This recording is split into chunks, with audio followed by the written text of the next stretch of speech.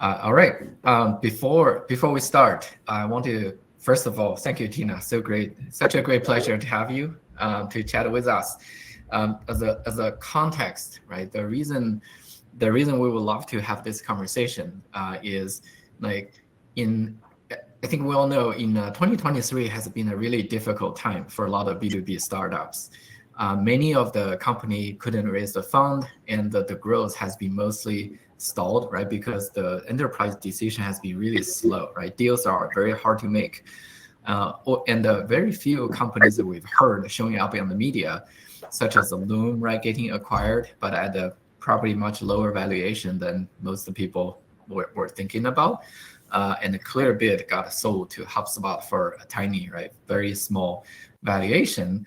Well, all of a sudden, right, I saw on the news, hey, there is a company called Ninja One, raised a humongous fund, right, over 200 million from Iconic, like also a huge back from a top tier VC with valuation all the way to 1.9 billion.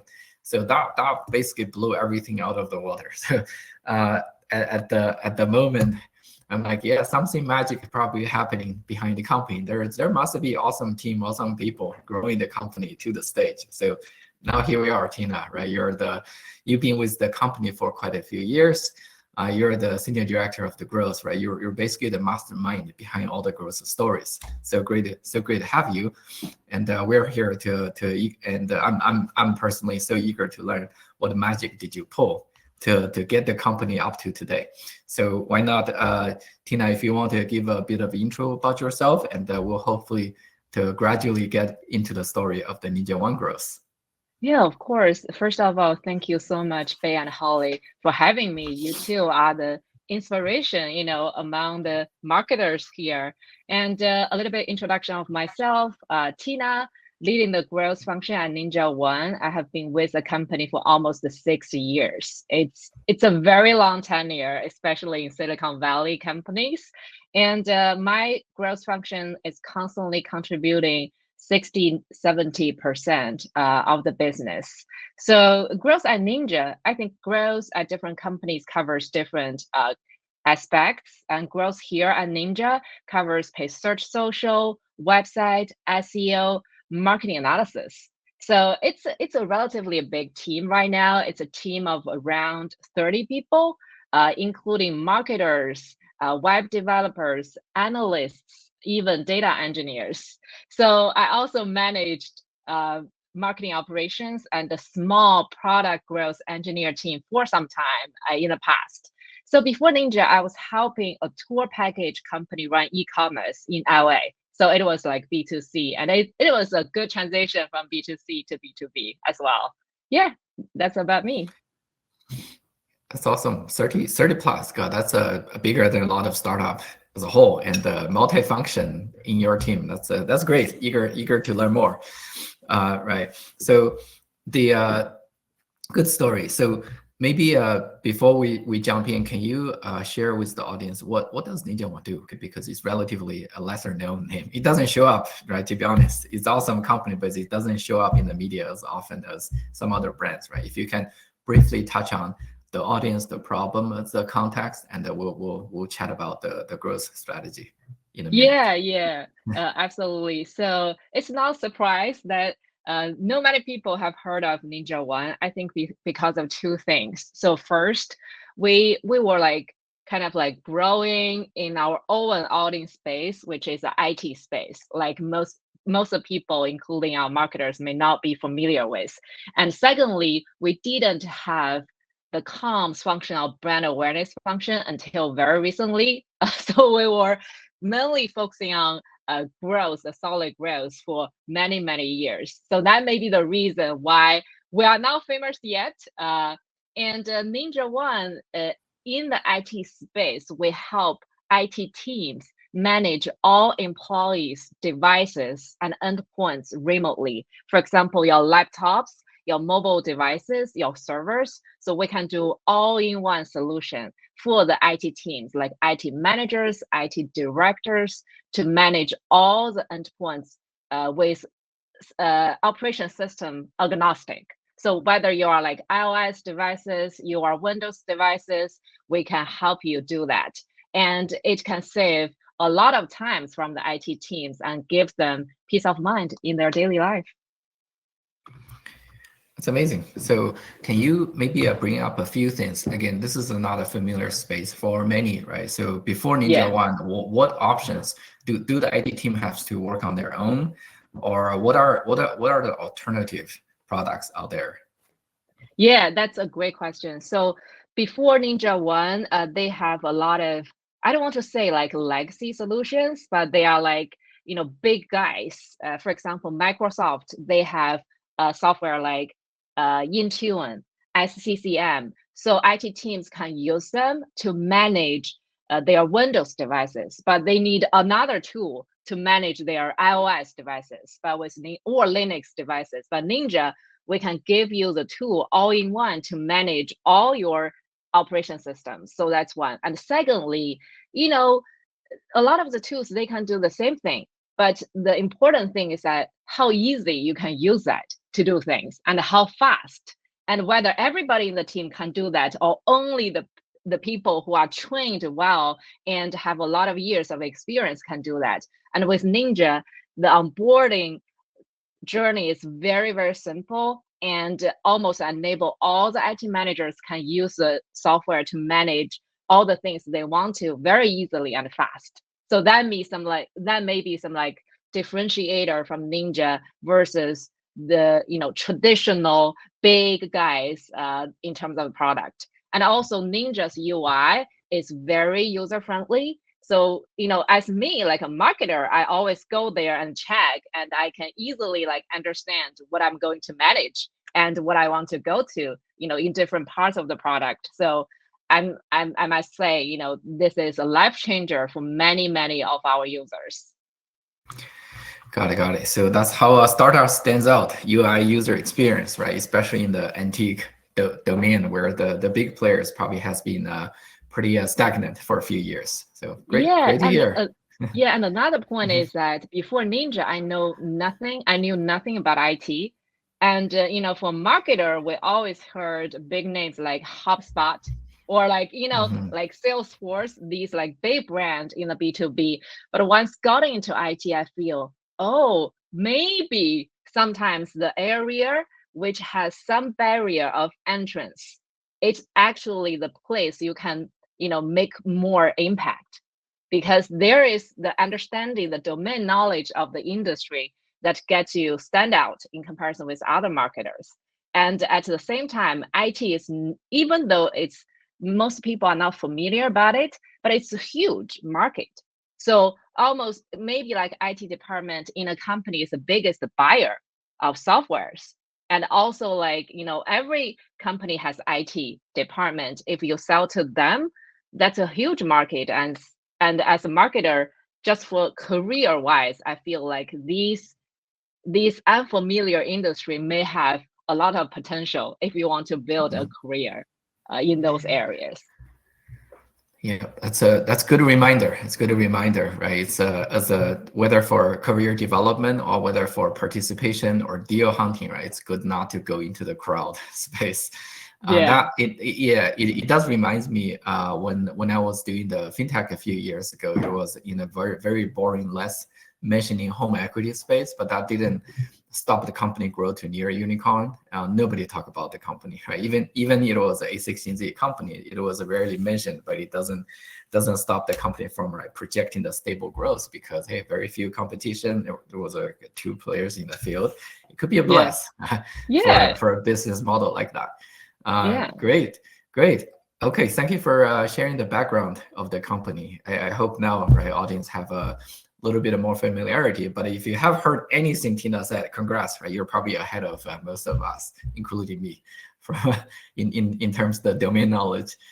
So yeah, let's maybe dive into the growth strategy a bit, right? This is where hey, you've been with the company for 6 years. Can you maybe briefly describe when you joined in the beginning the situation of the company and what did you do? What are the secret tactics did you pull out to grow the company in the earlier stage? And then we'll chat about right how the different scale works. Yeah, here today? absolutely. Yeah, absolutely. That's a great question. So when I joined Ninja like 6 years ago, it was a company of 80 employees, and now we are over 1,000. So crazy growth in the past 6 years, and the growth has been steady. So even when the SaaS company was so hot, we didn't have like 500, 600 year-over-year growth. And when the market like cooled down a little bit, like during the COVID or post-COVID, we also saw similar year-over-year growth. So, and in the past 6 years, MR, monthly recurring revenue, I think increased by around 16 times since I joined. So it's like really amazing growth. And I feel to me, the most exciting part is definitely the start of the journey. So when I joined, like how to figure out, I think the most important thing, like when when the company is just starting out, like to, having the product market fit, you want to go and fish for larger audience. I think the key there in the early stage is how to find your pillar channel and pillar campaign as early as possible. And to do that, I don't know how to call it, like whether it's tactics or it's just like maybe a framework. So I think the thing is, first, across stages, I think 3 points, to get the early on, pillar campaign and channels. So three things. The first thing, across stages, not only for the early on stage, you should align 100% with company goals, no matter whether you are a specialist, a manager, a director, a VP. That's important. From day one, you should know like what's the goal of the company. The company wants to get as many users at all cost, or the company wants to make money, right? So, and whether the company wants to grow at a specific segment, or the company is trying out in the market, want to see which target audience responds to them. So I think for this one, you need to be 100% aligned with company goals. And then for the early on, how to find your pillar channel and campaigns. First thing, you should be focusing on bringing things from 0 to 1. I will have some examples how to do 0 to 1. For example, if you want to do a digital campaign, you should set your OKR as set up this campaign to get the first qualified lead. You can get 10 probably if you can get one. But this like one lead means you need to be doing a lot of things right.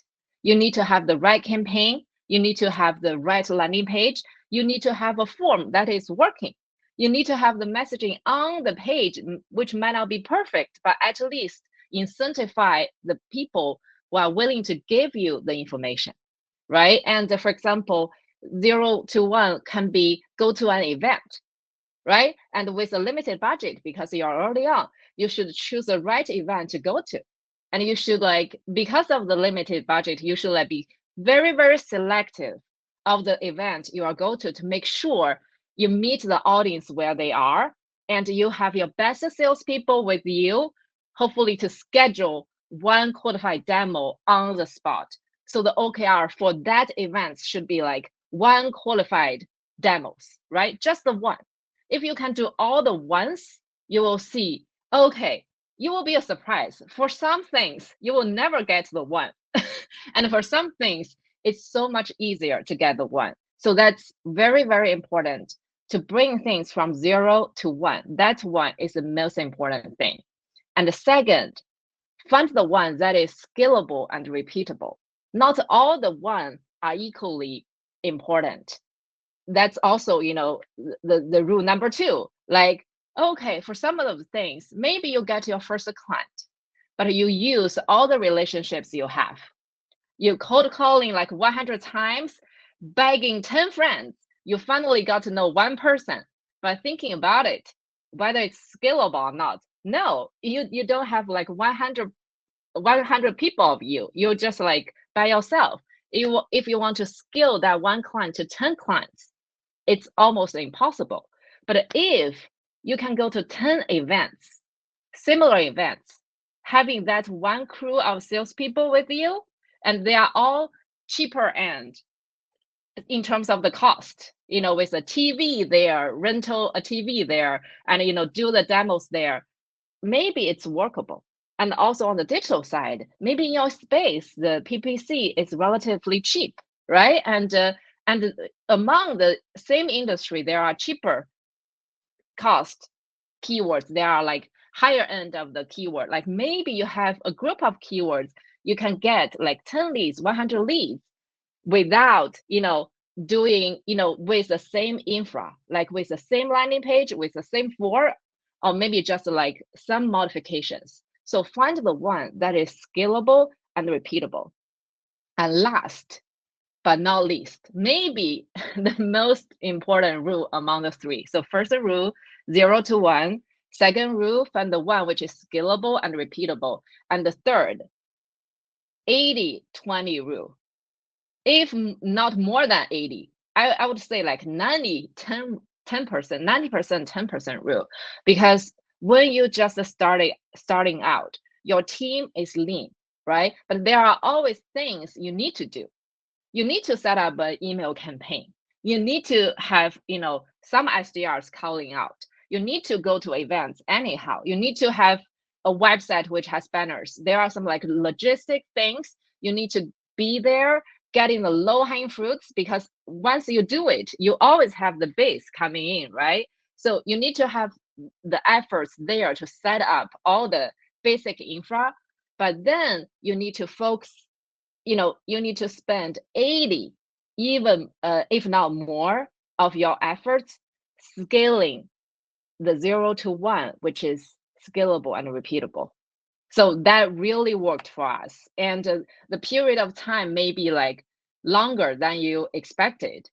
For us, I think we had the same recipe for growth for maybe like 1 or 2 years. And we just like did that really well. And we saw the growth like coming in like all the time by doing that one thing really, really well. So yeah, it's Great, a great summary. long-winded answer. Yeah. Yeah, great summary. It does remind me when I work with some of the early stage founders, there were, I think, right, you mentioned about the one, right, just to start with the small, especially in the beginning. I think there were cases I definitely come across the founders, right, jumping off the growth and didn't have enough of interest in tackling the small channels, thinking, hey, it's too small. Hey, am I doing for example, right, should I do webinar myself? It's a lot of effort, right? How many people are going to attend? And they naturally get attracted to more shiny channels that's have a bigger coverage, right? Digital TV, hey, I'm going to just pay for some influencers. But like you said, you gotta, the first batch might take a whole joined effort to convert, right? Getting one could be a huge success, and the other things could be later on. So focus on the one step at a time. And 80-20 rule, I agree. So if you can double click on that one, is in the Ninja One is a very heavy B2B, right? In this case, yeah. I think you mentioned a few things. I assume those are the 80% you talk about. Sounds like the events is something that's working for this business model. You also mentioned the PPC, right? What are the key tactics that are working for Ninja One in those stages? Yeah, so I must say Ninja One was very focusing on the digital side in the beginning, and also we were lucky because we have more than one pillar campaign and channels in the beginning, and we were investing a lot. Exactly like you said, we saw the success from digital and events. And for different companies, it might be different because you need to meet your audience where they are. And for the IT people, they are so lovely. They love to do their research by themselves. They probably don't want to talk to salespeople until they figure out what I want. So that's why you want to meet with them before they are willing to talk to the salespeople online. For example, then, as digital marketers, you need to be creative there, like where they are at, right? So what are the keywords they are searching for? What are the forums they post on, right? What are the conversation style they have? And what are the messaging that resonates with them? So PPC was definitely very successful for us. And several years ago, we also found Reddit working.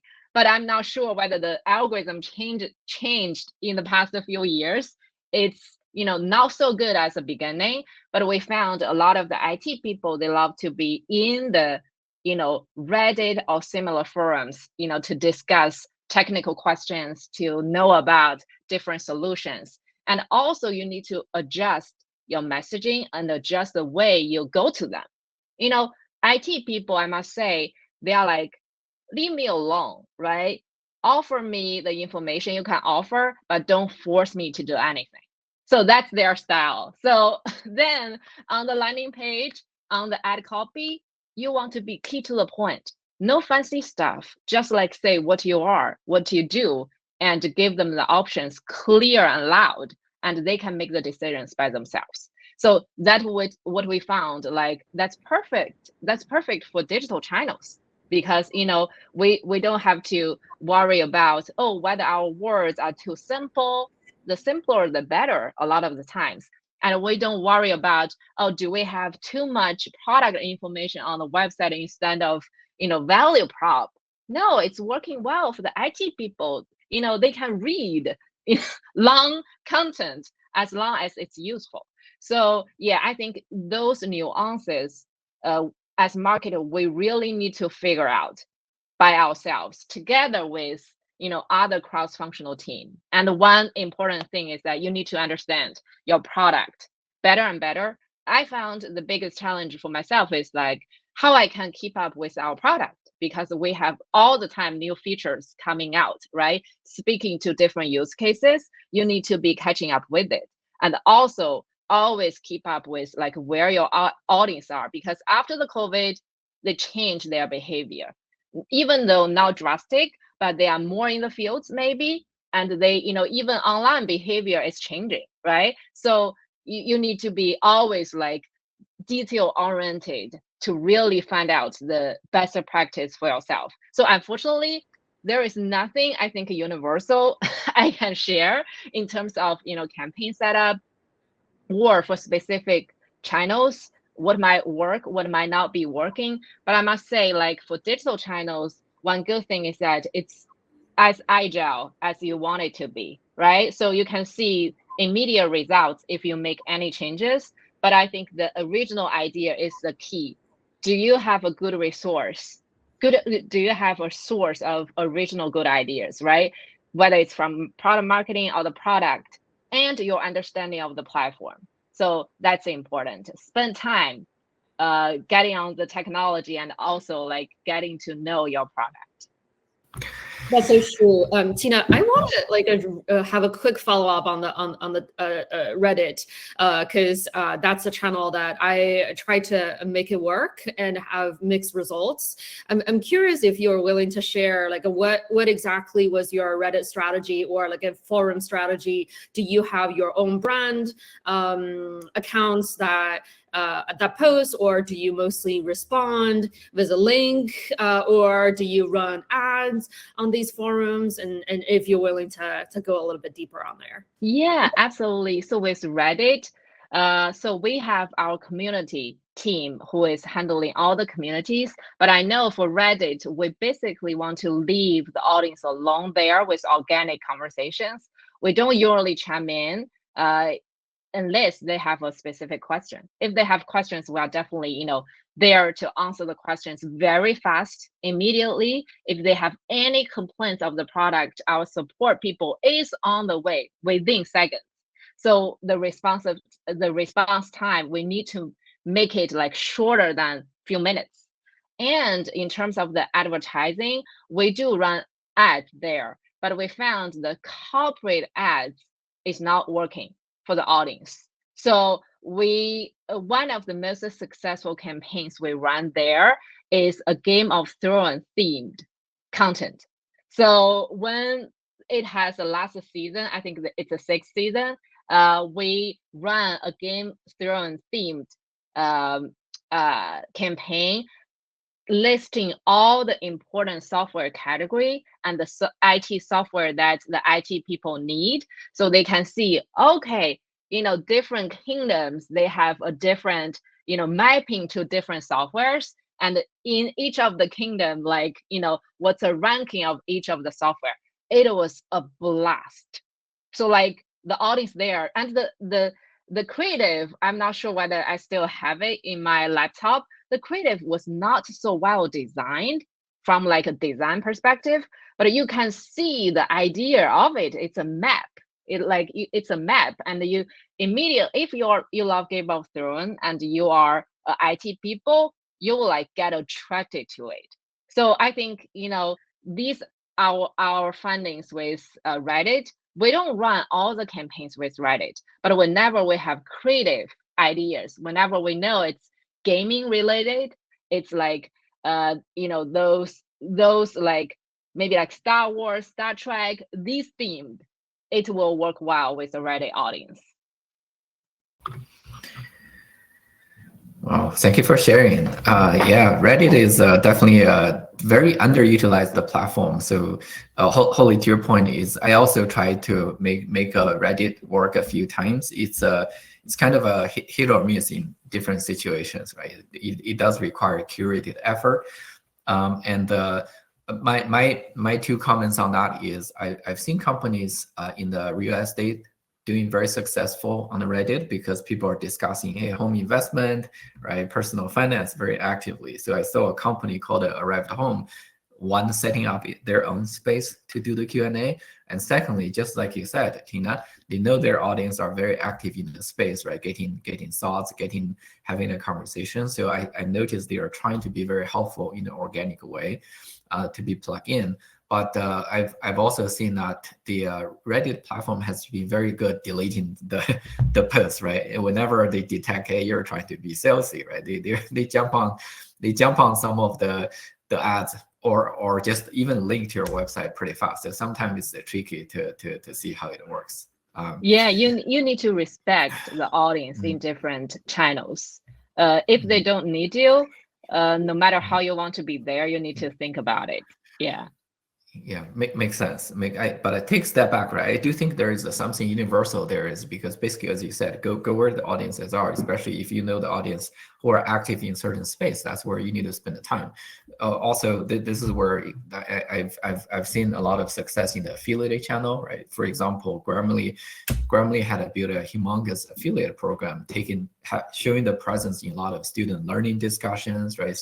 Show up in a lot of writing tutoring spaces. So that was a success. And also a lot of the financial companies are leveraging the personal finance sites like Investor Junkie, right, Benzinga sites for a huge of a referral domain. Those tend to be a lot more successful than going right into the paid ads, right? To your said, it's very organic, it's a high intent, right? It's where people getting questions answered, right? Be a participant in there, and the outcome will show up. So yeah, let's all learn Reddit together. I think there's still a lot of potential. I think people are still trying to figure out, but the possibility is pretty huge there. And another thing I do want to double click is you did mention some behavior changes, right? Before and post the COVID, and sounds like the company has been growing very steady, in the high double digits, right? 60, 70, nonstop. Again, that itself is a miracle, right? It's an amazing achievement. So can you share more detail? What exactly changed during that time, and what kind of adjustment did you do to still capture the change? Yeah, so that's a great question. So this might be very granular, but I just want to share some examples. So first, seasonality.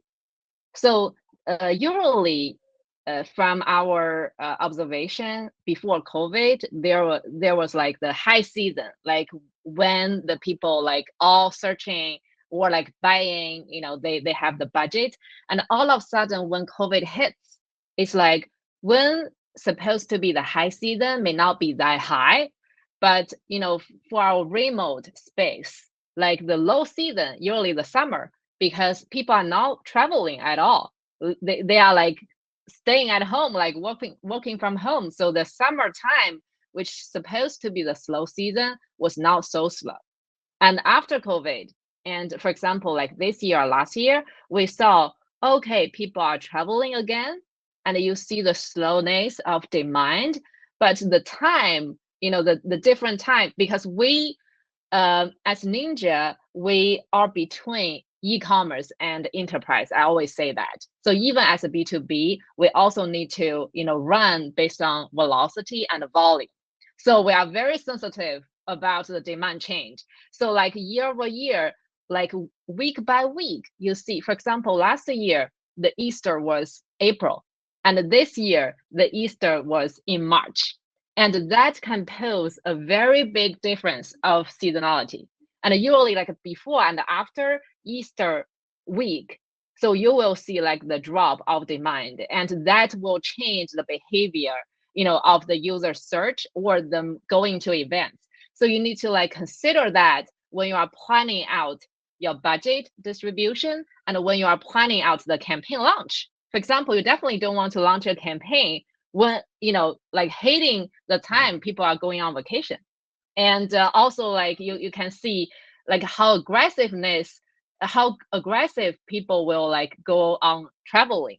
Like in the summer in Europe, for example, like we are a global company. In the summer in Europe, you may see like much slower demand than the US.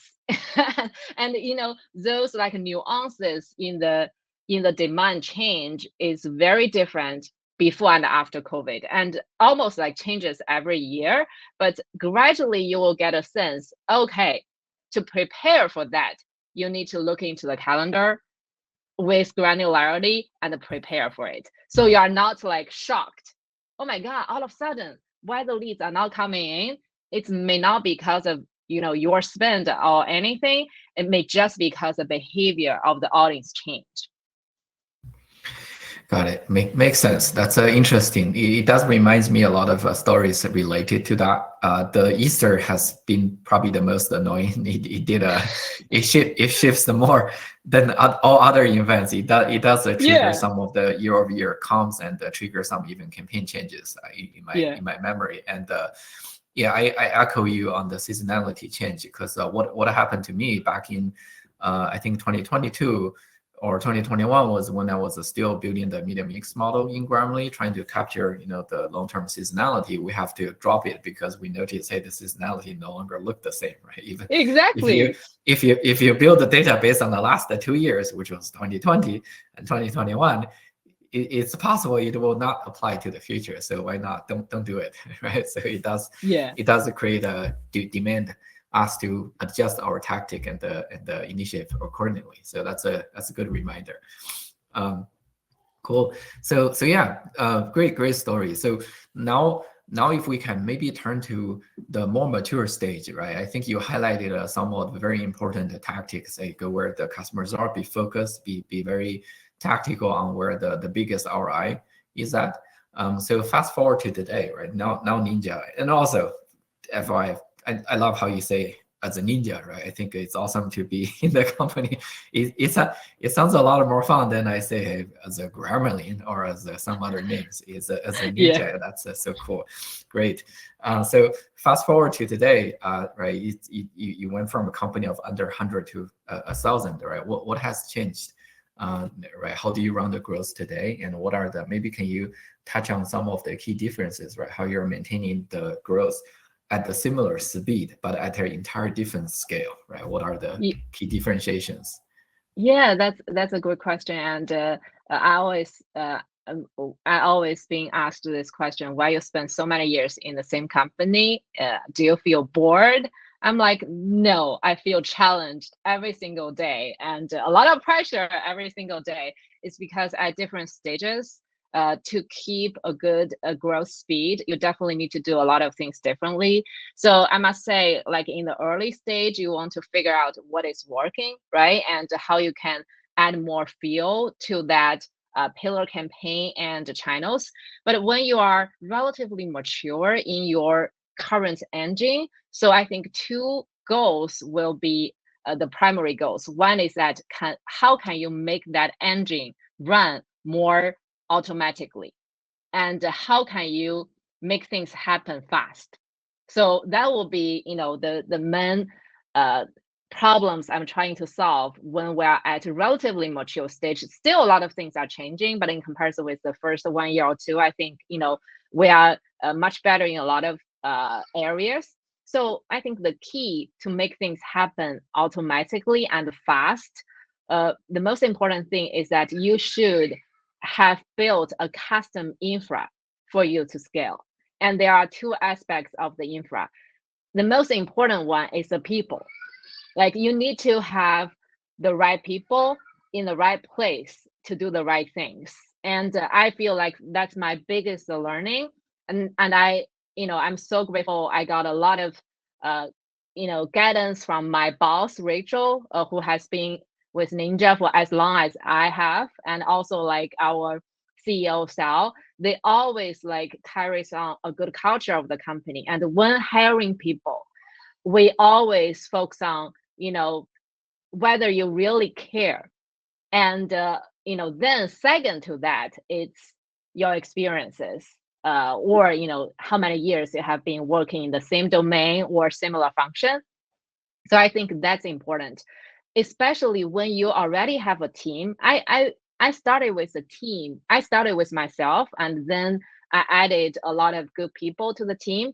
But at some point, our team were too fresh, including myself. It's like too young. But we were very hardworking, and we were achieving a lot of things. So that's very important. You need to realize when you need to bring in senior leaders, and you need to bring in the senior leaders who are as hardworking as the current team. And they are not here to change, they are here to help. So I think that's the most important part, is hiring the right people. And another side of the people is that you need to make a lot of good friends internally. For example, the growth team, we work very closely with product marketing.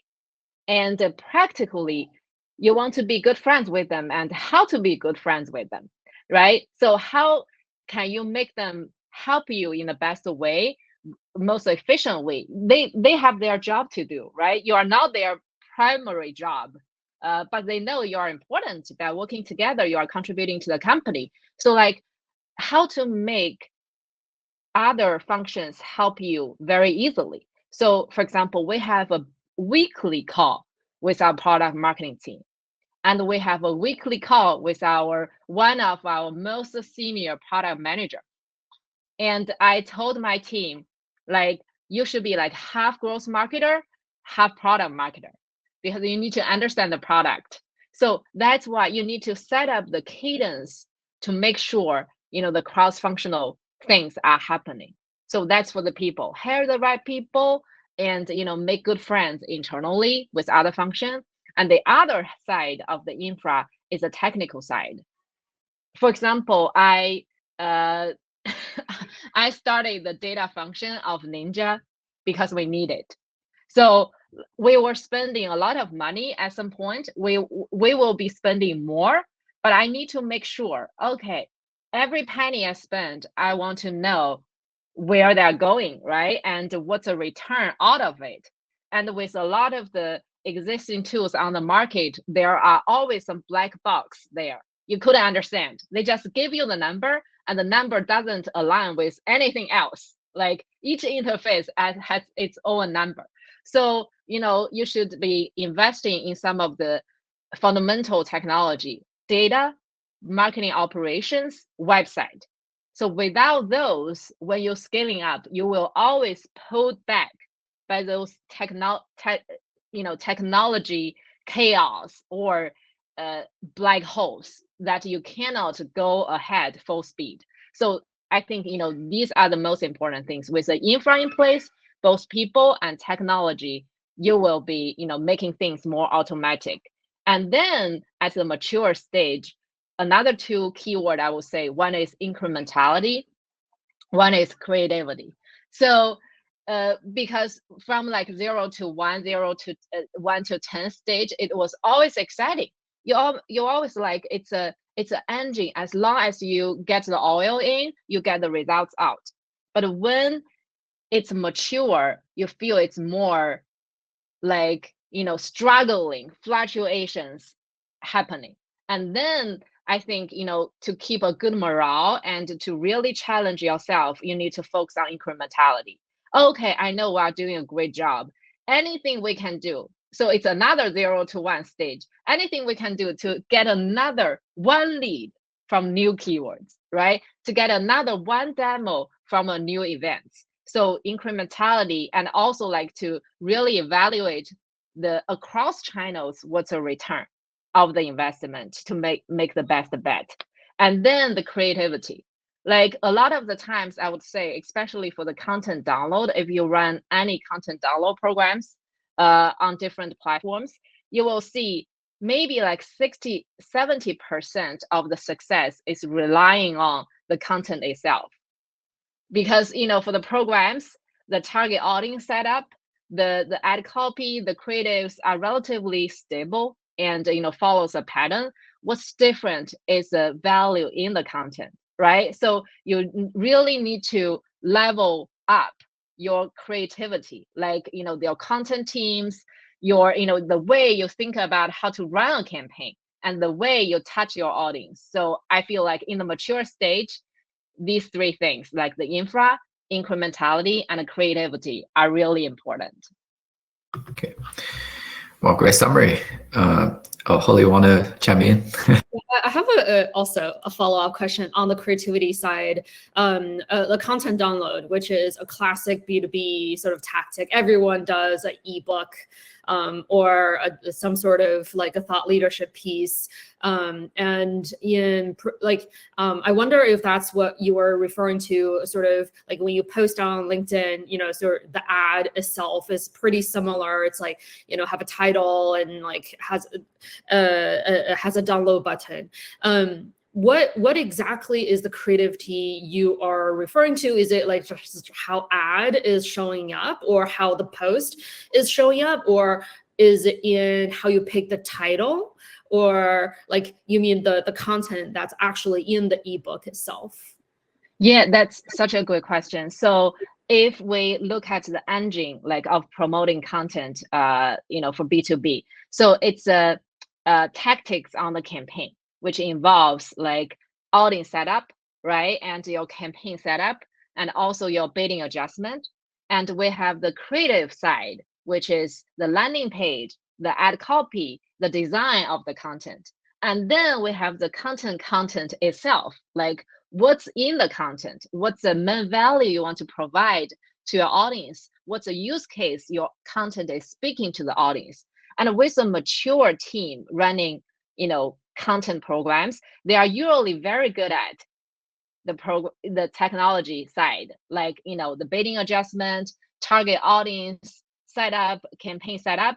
And with creatives, there are something they can improve, but the creatives are usually very relying on what's the content itself, right? The design team can make things beautiful, but they cannot make things out of nowhere. They need to like make things based on the real content. So the content I was mentioning is about the real content. To give an example, for the IT audience, you need to have some thought leadership content. For example, like 2024 report, maybe for AI use in IT management for IT leaders. But at the same time, we run some content, for example, how to use PowerShell. PowerShell is like a very specific scripting, tool to come up with to run some script for some specific IT functions in the product or in different product. So we have like, okay, maybe a PowerShell camp or PowerShell, related like specific scripts. So these things are the things different levels of IT people, they can grab and put in use into their everyday life. So we usually find these pieces really working for the audience. So I feel like for different levels, they need some sort of thought leadership, but they need something which is practical. Like maybe for the CTOs, the important leaders, they need some like checklist, right? It's also needs to be practical in a way. And for IT managers, they may need some like very step-by-step guide to do some like specific task. So that's what I mean with creativity in the content itself. And with that, and you need to think of some like creativity for the creatives. Like, okay, with that great content, what's a banner you can put together with a design team to really make it stand out, so it doesn't bury your good content into among all the different banners people are seeing every day. So if that makes sense. That makes a lot of sense. It's like sometimes you need the trend and the sort of long-term view type of report that's most relevant to the hot topic of the day, and other times you need a very practical step-by-step specific things that people can use in their day-to-day life right away. So Yeah. you need the balance of both. Yeah, sense. exactly. Okay. Cool. Great info. So what I hear in addition to that, right? I think what I hear a couple of key points, right? One is as the company at a better scale, the importance of the product marketing, and be good friends with the product marketing and be connected to the product team become more crucial.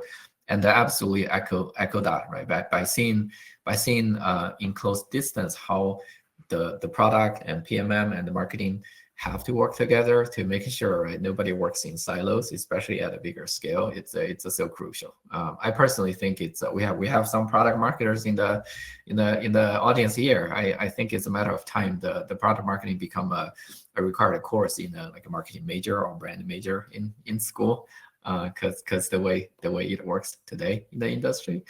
And the second part is I heard you more about the incrementality, right? So in the later stage is unlike, because you have pretty much already established the pillar campaigns, right? It's not likely, hey, you're gonna do something magical that can get you another 50%, right? That's just won't happen. But it does take more of a optimization, the data-driven, data-centric experimentation, as you said, right? Go deep into the keywords, go deep into the analytics to know where the marginal gains are, and they really add up very quickly. So I echo you on that one. Is because even early stage in Grammarly, the paid search started with a little bit, and then over time that single channel ramp up to multiple millions a month spent. So it all came from incrementality, not from just a random channel, right, launch. Just keep it at work as long as possible. That's cool. So yeah, with that, maybe you shared a lot of success, right? I hope that's this is very helpful. So good to especially spot the difference, the way you see the small to late stage. Any lessons learned you have to share, right, among the stage? I'm sure you've done a lot of experimentations. I bet not all of them are successful, right? Not all the initiatives are probably wins. Anything you wish you could have done better, or you learned big lessons, right, by things that might not have worked during the process? Yeah, great question. So I think things I wish I would understand earlier or have done better is that I wish I align with business goals or sales team more closely earlier. So for example, you mentioned like incrementality, how we can get a program better. And you can think of a way like, oh, I can always try to make a lead CPA decrease for a lead, but it's not going to happen because Google charges you more and more every single year. But what is the opportunity that could happen with spending similar budget or more budget? You get more with similar CPA, or at the end of the day, it's like dollar per revenue, right? Dollar per dollar, like how much dollar you spend and how to get $1 back. So I think a lot of the great insights actually come from when you view the business, holistically. Like maybe there are some regions you can fully cut because you still have room to go after in the top regions. And maybe there are some campaigns will never yield to a good results for the sales in 6 months. But maybe after 6 months, there are opportunities there. But within the 6 months, when you want to, jumpstart some other things, you can reallocate the budget completely to the campaigns which has, short-term gains. So I feel like that's a lever. Usually as a marketer, we tend to ignore. It's like, because it's a complex situation you want to tap in, right? You need to talk to different people in the company, but that usually gives you very good insights, like where you should be leveling up more, where you can make much more aggressive cut you could do. And a lot of the times I felt in my past experiences, it will be a surprise to me that how flexible leaders are. Actually, they will actually listen to you if you make a good point. But the important thing is that when you are making your point, what is the business context you have already known? Like to make a point based on the business goals of the whole company. So that will be a good learning for me, throughout the years. And I'm still trying to do it better, like trying to, work with our salespeople more closely. Sales job, I feel, is the hardest job in the world. I will never do good in sales jobs. So they are amazing, but you need to like be in their shoes to understand, what's their goal and how you can better accommodate them. So that's some learnings for me. Got it. Yeah, that's I think a constant learning for all. It's also learning for across the board. It's I wouldn't say it does also reminds me similar memories. Whereas in there were times we were going after the user growth because the product team had more confidence to say, hey, if you bring users, we can work with the sales to convert them or upgrade. Or there are also other times we realize no, after some slice and dice, certain buckets of user, they just will not convert. So we'll have to change the priority back to the monetization and work on the different higher potential leads instead of just getting the volume over. I would say it's probably constant learning. No one can predict what's going on, but it sounds like with the engine, people, collaboration, and especially the data infra, you are doing a really amazing job making sure you can have the feedback soon enough to make the adjustment. So that's awesome. All right, I think we're at closer to the top of an hour. So maybe to wrap this up, anything? This is great. Thank you, Tina, for sharing your journey. I'm taking a lot of great notes. So maybe just to wrap this, what are the maybe advice do you have for founders or marketers, for any growth operators, maybe dealing with the situation a little bit earlier than you were today, so people can best learn from you? Yeah, absolutely. And thank you for the time for the chat. I learned a lot as well, and it's so nice to talk to both of you. And several advice if I would give. So first is focus on the metric that really matter, and don't be afraid to do it. Sometimes I never cared too much about traffic, because it could mean nothing, if they are not convertible. So be true to yourself, to focus on the metric that really move the needle. So that's first. And second is be strategic, but execution is so important. So one advice from our CEO, you need to be able to do jobs 3 levels down.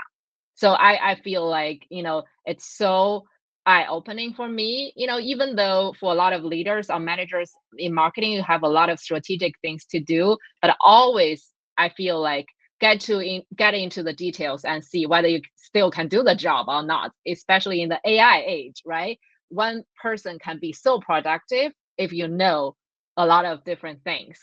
And the third is ask the stupid questions until you get the answer. A lot of times we stop when we hear answers about okay, that may be the reason. I don't think maybe is a good answer. It's you should be aware of all the gaps with the data, all the discrepancies of the performance, and you have several assumptions. it's okay. You don't know whether, one of the assumptions is correct, but at least you need to get the clarity of what are the options, what are the assumptions.